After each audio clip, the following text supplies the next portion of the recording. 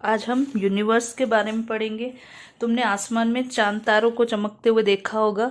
ये जो तारे हैं, स्टार्स जो हैं, वो जो दिखते हमें बहुत ज़्यादा टाइनी हैं, बट ये इतने छोटे नहीं होते, बहुत ज़्यादा बिगर होते हैं। ये हमारी धरती से भी बिगर होते हैं। और ये जो तारे हैं, जो स्टार्स हैं, ये सब मिलकर क्या बनाते हैं? यूनिवर्स बनाते हैं। तो हमारा जो यूनिवर्स है वो बहुत ज़्यादा वास्ट है। अवर यूनिवर्स इज वेरी वास्ट। इस यूनिवर्स के अंदर कई सारे सोलर सिस्टम है। The solar system is a small part of the universe. तो एक सोलर सिस्टम जहाँ पे हमारी अर्थ आती है जिस सिस्टम के अंदर, तो वो तो एक छोटा सा पार्ट है यूनिवर्स का। इस यूनिवर्स के अंदर बहुत सारे प्लैनेट्स, बहुत सारे स्टार्स वगैरह, गैलेक्सीज वगैरह आती है। अवर सोलर सिस्टम हैज 8 प्लैनेट। जो हमारा सोलर सिस्टम है उसमें 8 प्लैनेट्स आते हैं। उन्हीं 8 प्लैनेट्स में से अर्थ एक प्लैनेट है हमारा। अर्थ जो है वो 3rd नंबर का प्लैनेट है। प्लैनेट्स आर हेवनली बॉडीज होती है दैट रिवॉल्व्स अराउंड द सन। जो प्लैनेट्स हैं वो क्या है? धरती के चारों तरफ सूरज के चारों तरफ चक्कर लगाते रहते हैं।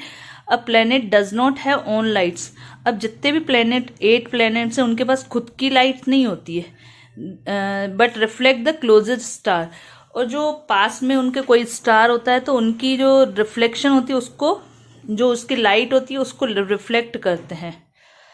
The sun is a star, it closest star to the earth. जैसे जो सन है वो भी एक स्टार है, ये सबसे धरती के पास वाला स्टार है।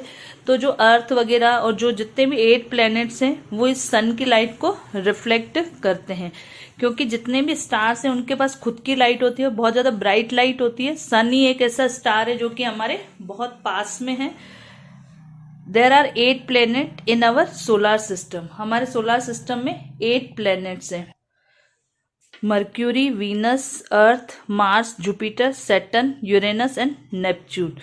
तो ये 8 प्लैनेट्स हैं जो कि हमारे सोलर सिस्टम में। और हमारा जो अर्थ है वो 3rd नंबर का प्लैनेट है। और जो नियरेस्ट प्लैनेट है सन के वो मर्क्यूरी है। और सबसे फारेस्ट प्लैनेट, सबसे दूर वाला प्लैनेट नेपच्यून है।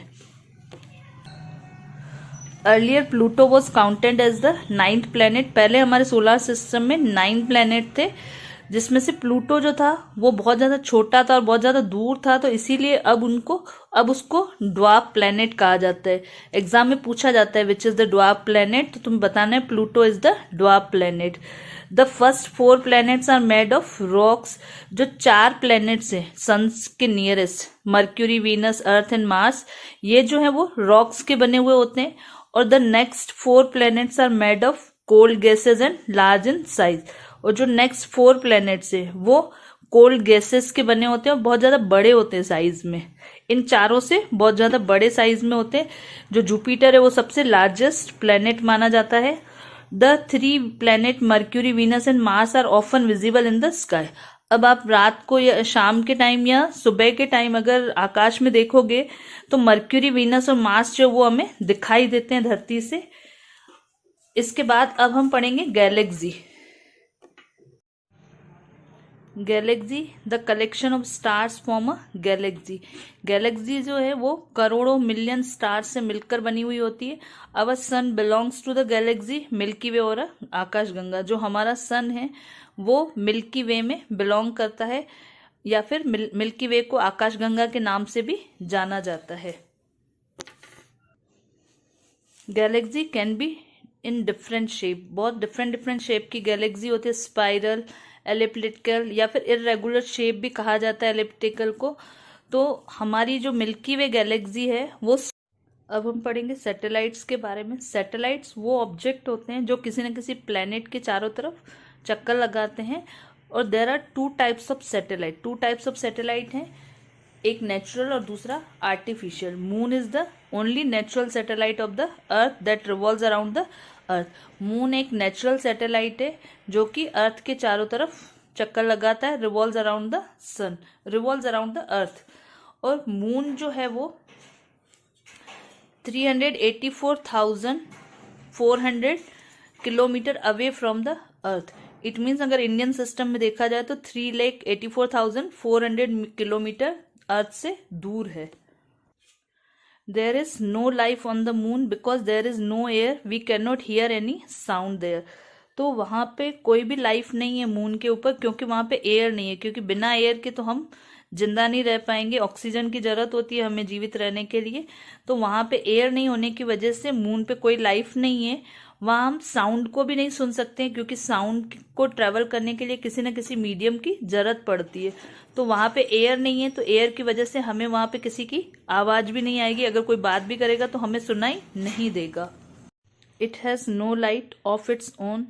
इसके पास, मून के पास अपनी खुद की कोई लाइट नहीं होती। It only reflects the sunlight. ये केवल सनलाइट को रिफ्लेक्ट करता है। The gravity of the moon is 1/6 of the gravity of the अर्थ। जो मून के पास ग्रेविटी होती है वो अर्थ की ग्रेविटी की 1/6 पार्ट ही होती है केवल। If you can jump 1 metre on the earth, you can jump 6 metre on the moon has lesser gravity.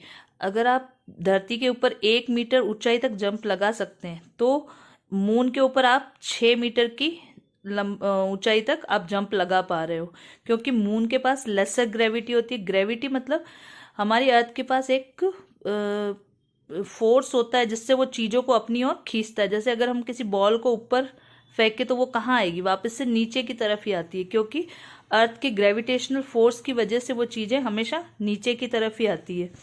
On the moon you can easily lift object that would be too heavy you to lift on the earth. Moon पे भारी सामानों को उठाना easy होता है। जो धरती पे जिन सामान को हम नहीं उठा पा रहे हैं, वो सामान मून पे क्या होते हैं, बहुत ज़्यादा लाइट वेट हो जाते हैं और उनको हम उठा सकते हैं because of lesser gravity. Gravity कम होने की वजह से ही हम उन चीज़ों को ऊपर की तरफ उठा सकते हैं। An American space craft Apollo 11 launched successfully on the moon on 21 जुलाई 1969। जो अमेरिकन स्पेस क्राफ्ट था अपोलो 1, वो 21 जुलाई को 1969 में लॉन्च किया गया था मून के ऊपर। Neil Armstrong and the Edwin Aldrin stepped on the moon surface.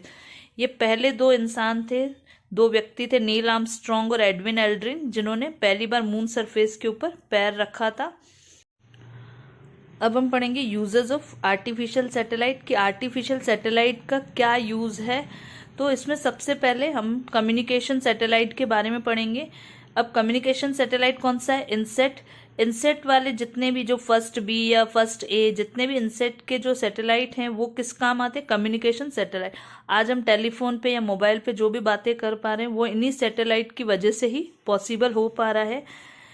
They are use to send telephone conversation and television programmes around the world. पूरे वर्ल्ड में टेलीविजन के जो प्रोग्राम चल रहे, टीवी हम जो देख रहे हैं, वो इन्हीं कम्युनिकेशन सैटेलाइट्स की वजह से ही देख पा रहे हैं। Weather satellites. अब हमें पहले से ही वेदर पता चल जाता है कि भाई कहाँ तूफान आने वाला है, कहाँ कुछ होने वाला है या सुनामी आने वाली है, तो वो चीज़ें हमें पहले ही पता चल जाती है because of weather satellite. Weather satellite की वजह से ही हमें पहले से ही फोरकास्ट हो जाती है weather news. They help to give early warning to dangerous storms and the cyclone. जितने भी स्टॉर्म्स या साइक्लोन, तूफान वगैरह आते हैं तो उनकी इन्फॉर्मेशन हमें पहले ही मिल जाती है इसी वेदर सैटेलाइट की वजह से। Remote sensing satellite take photographs of the earth to study the features of the earth surface. Earth surface के हमें फीचर्स जानने हैं तो उसके लिए रिमोट सेंसिंग सैटेलाइट यूज किए जाते हैं। रिमोट सेंसिंग सैटेलाइट इंडिया ने 2008 में लॉन्च किया था, जिसका नाम था CAR-TOSAT-2A। रिमोट सैटेलाइट था जो कि इंडिया के द्वारा लॉन्च किया गया था। इससे हम अर्थ सरफेस की पिक्चर्स लेके उनके फीचर्स के बारे में जान सकते हैं। तो ये सैटेलाइट्स हमारे लिए बहुत ज़्यादा यूजफुल होते हैं।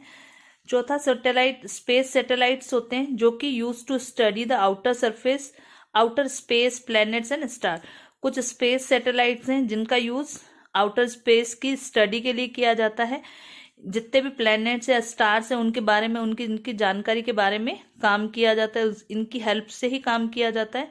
और एक है EDVAST, it is the Indian first educational satellite था which was launched on 20 September 2004।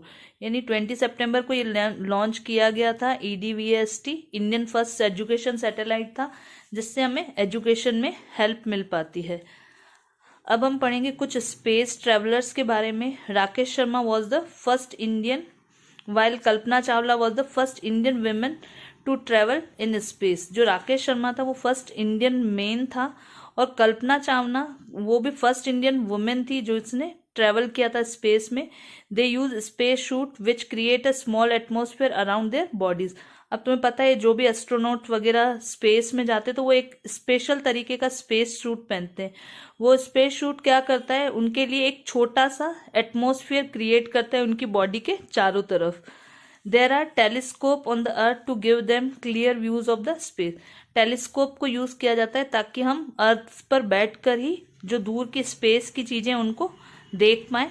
But Hubble telescope जो है वो स्पेस में ही फ्लॉट करता है। Hubble telescope float in space which give better view and more details to astronauts. यानी कि ये जो हबल टेलीस्कोप वगैरह जो वहां पर स्पेस के अंदर ही है, वो स्पेस में फ्लॉट कर रहा है, तो वो एस्ट्रोनॉट को बहुत अच्छे से डिटेल्स वगैरह वहां के बारे में बताता है। अब हम पढ़ेंगे कल्पना चावला के बारे में। Kalpana Chawla was the Indian American astronaut थी। She was born in Karnal, Haryana. उनका जन्म करनाल में हुआ था, बट बाद में उन्होंने नासा ज्वाइन कर लिया जो कि अमेरिका में है। In 1995 her first space mission began on November 19, 1997। उनका जो पहला मिशन था, स्पेस मिशन था, वो नवंबर 19, 1997 में शुरू हुआ था। फिर उन्होंने she flew the space shuttle Columbia flight STS-87। फिर उनकी टीम में 6 मेंबर थे और उन 6 ने मिलकर स्पेस शटल जो कोलंबिया था STS-87 उसको उड़ाया था। बट एक बड़ी ट्रेजेडी हो गई थी, जब ये वापस धरती पर आ रहा था तो बीच में ही क्रैश हो गया था और कल्पना चावला नहीं रही। She was on board the space shuttle Columbia which disintegrated on his way back to earth on the 1 फरवरी 2003। 1 फरवरी 2003 को उनका जो स्पेस शटल था वो डिसइंटीग्रेट हो गया और वो मारी गई उसके अंदर।